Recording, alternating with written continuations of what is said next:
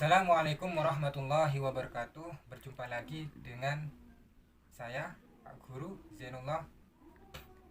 Tetap di pembahasan dalam koridor yaitu hakikat sholat dan zikir.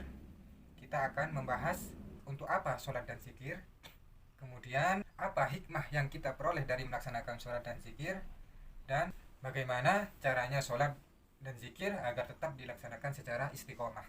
Anak-anakku sekalian, sampai perlu pahami. Yang pertama, untuk apa sholat dan zikir? Ini kadang sering ditanyakan oleh masyarakat, oleh teman-teman sampian. Untuk apa sih sholat dan zikir dilaksanakan itu? Sampian harus bisa jawab, yaitu satu, untuk meningkatkan ketakwaan kita kepada Allah Subhanahu wa Ta'ala.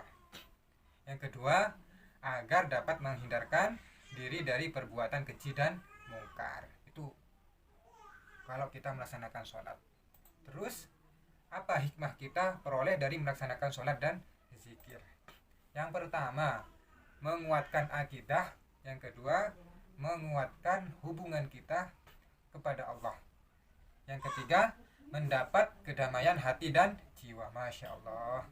Yang keempat, mendapat ketenangan jiwa dan menjauhkan diri dari kelalaian. Yang kelima, melatih disiplin.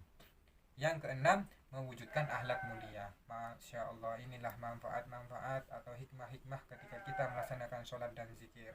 Terus lanjut yang ketiga, bagaimana caranya sholat dan zikir agar tetap dilaksanakan secara istiqomah, anak-anakku? Caranya bagaimana? Sudah tahu? Apa belum tahu? Kalau belum tahu,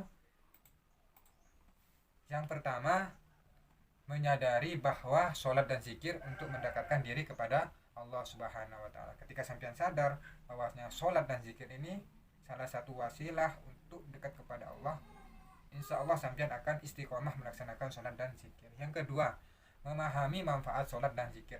Sebelumnya sudah saya jelaskan manfaat hikmah sholat. Kalau sampean paham, insya Allah akan sholat dan zikir secara istiqomah. Yang ketiga, kita akan kembali ke akhirat. Ini anakku yang luar biasa ya, semuanya manfaat-manfaatnya, hikmah-hikmahnya. Kalau kita sering ingat kepada akhirat, insya Allah kita akan rajin ibadah, rajin sholat, rajin zikir. Yang keempat, lakukan sholat berjamaah, anak-anakku.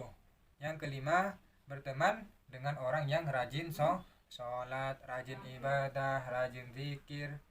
Kalau sampean berteman dengan orang-orang yang seperti itu, insya Allah nanti akan juga rajin sholat, rajin zikir, rajin ibadah yang lainnya. Kalau berteman dengan orang-orang yang tidak rajin ibadah, tidak rajin sholat, atau tidak rajin berzikir, maka sampean juga tidak akan rajin sholat, tidak akan rajin berzikir, tidak akan rajin ibadah yang lainnya. Yang terakhir, banyak membaca buku keislaman, sehingga wawasan sampean, pengetahuan sampean tentang Islam itu akan semakin luas. Cukup sekian anak-anakku, semoga video singkat ini bisa menambah wawasan pengetahuan sampean lebih luas lagi. Dari saya Pak Guru Zainullah, terima kasih. Ihdinas syiratal mustaqim. Assalamualaikum warahmatullahi wabarakatuh.